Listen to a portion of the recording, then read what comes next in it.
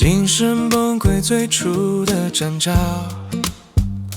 就是坚信自己的工作非常重要，把一些无所谓的坚持扔掉。幸福之路，这是必要。不要因为睡懒觉而自责，反正起来创造的价值也没什么。当自以为在浪费时间，过程中获得乐趣哪怕一点，那就不是浪费时间。这可是罗素说过的名言。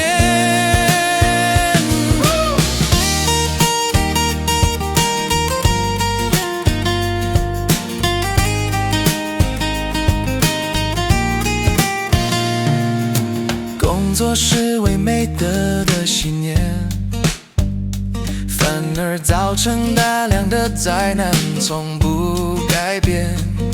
将忙碌有计划的适当缩减，幸福自然回到眼前。不要因为睡懒觉而自责，反正起来创造的价值也没什么。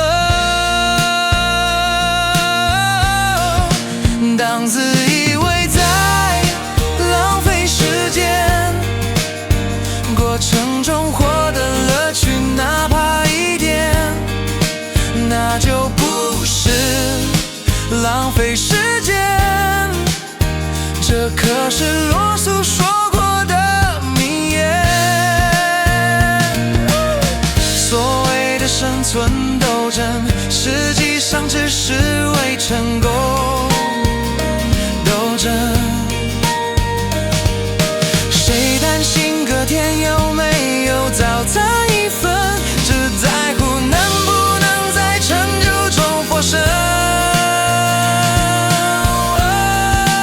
当自以为在浪费时间，过程中获得乐趣哪怕一点，那就不是浪费时间。